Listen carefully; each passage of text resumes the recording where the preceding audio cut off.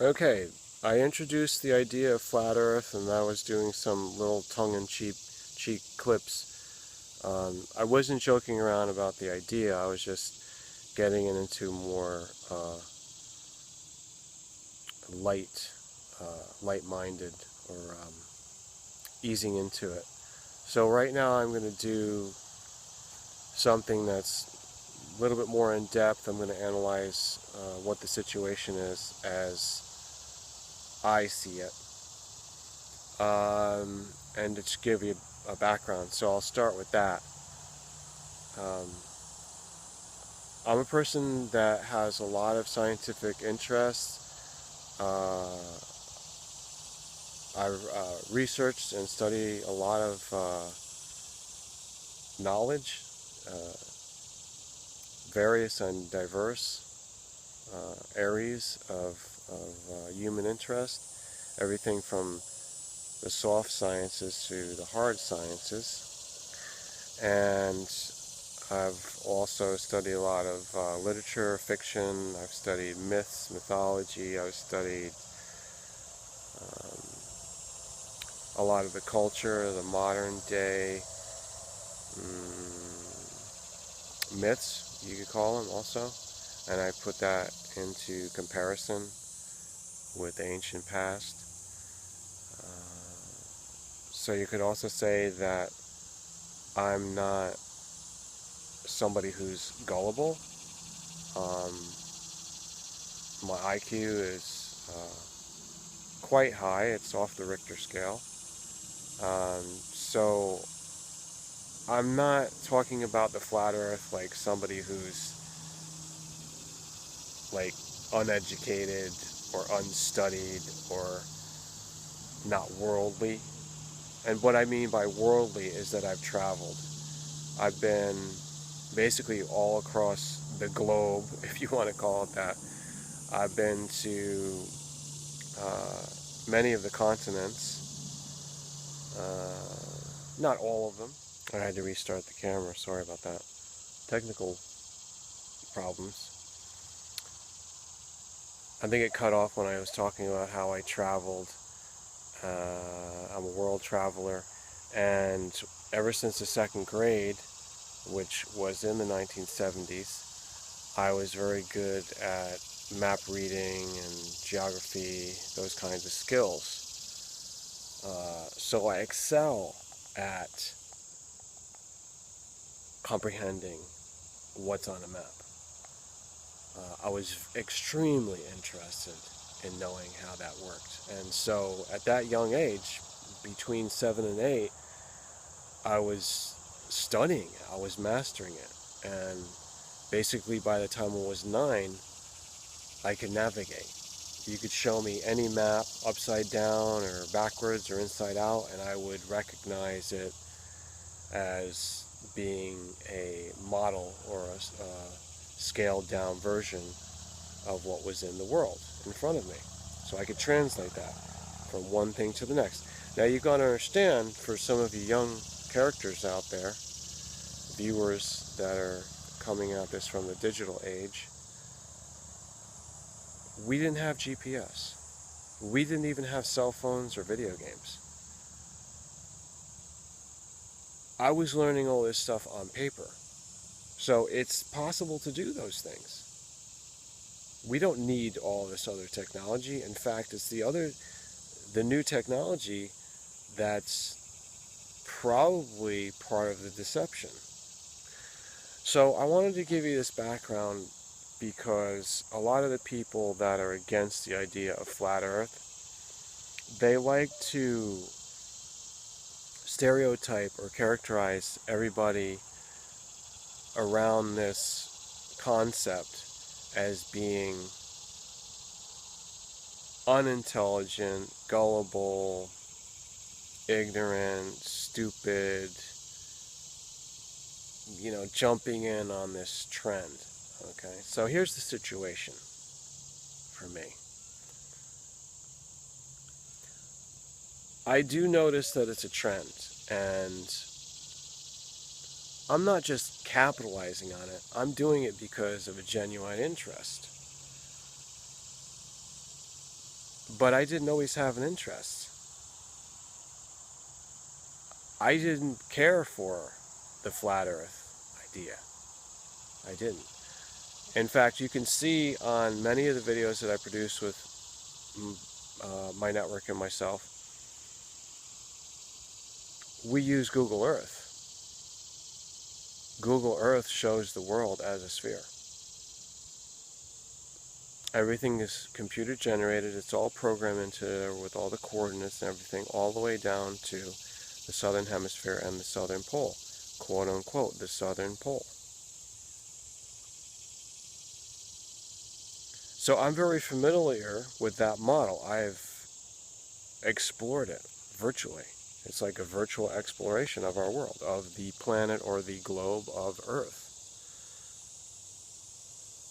I put a lot of hours into that because it was a overwhelming and natural interest that I have.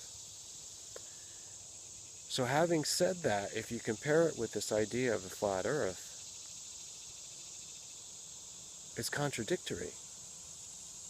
You can't possibly use Google Earth or look at a physical globe, on your desk or in your bedroom or classroom or whatever you see it, just as you cannot look at any thick atlas in the library, or if you own one. You can't look at those things in the same way if you have doubts about the spherical model, the spherical round Earth. You can't do it. They're mutually exclusive, so to speak. But I'm going to get to that. I'm going to get to explain that later on in this series. I have a kind of conglomerate theory myself that I'm working on. But to stick to how I got into this, the explanation would be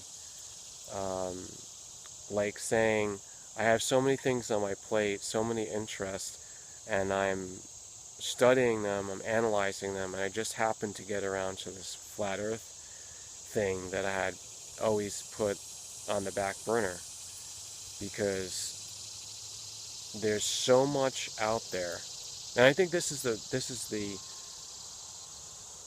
situation with a lot of people. They're using Google Earth and they enjoy it so much that they can't possibly fit it into their head that it's a deception. They can't think of it because it seems so real. You, like when you spin it around with the mouse and you see the Earth, their version of the Earth, you're thinking like, well, how could this be flat? How could it be a different shape than what they're showing us? Because it seems so real. It seems so fun to use it that way. It seems so stuck into your belief system. And my friends, I want to tell you, it is a belief. And belief systems are basically owned by the arena of religion.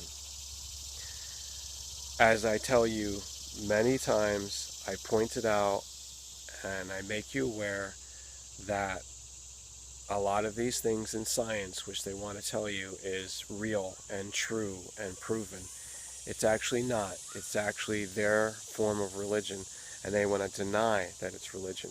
I even say this to all of atheism, but I don't want to go there. Let's just say, in conclusion, what I think is this whole concept of flat Earth is a genuine, honest need to question our view, our perception of the world that we live in. Because it's not a done deal. The game is not over. It actually hasn't been proven. If I could have been a person that studies it so much, this spherical round Earth model, if I could have gained all that and enjoyed it, and that's what's set in my mind about perceiving the world, like my whole view on things, my whole cosmology, the whole sense of it, if I could then turn around and say, trash that, let's learn something more, then that should alert you to the fact that it's very seriously needed. If it can overpower someone that's done that much study into it, yeah. So I want to get into this, the specific questions, the doubts, and the proofs as I unfold this series, but I think this is enough of my background and how I'm getting into it. But just in closing, I don't want to tell you that I believe 100% in the flat earth and that I deny everything about the round earth model. I'm not saying that. You're going to have to watch the whole series to really find out where I'm at. And it's not easy. That's why this is worthwhile. It's not something that can be just like fast food. You sit down, boom, and in 5 minutes you're done with it. There's no satisfaction like that. This is something that takes a lot of pondering. And like I said, in the next few videos, I'm going to be giving very detailed, specific questions that have to be answered. Maybe they cannot be answered. Maybe no one has been able to answer them. I've been looking around for videos and there really isn't much solid proof out there. But that's the same thing I would say for the spherical model of the Earth. There's not a lot of proof out there. So stay tuned. It's going to be a good one.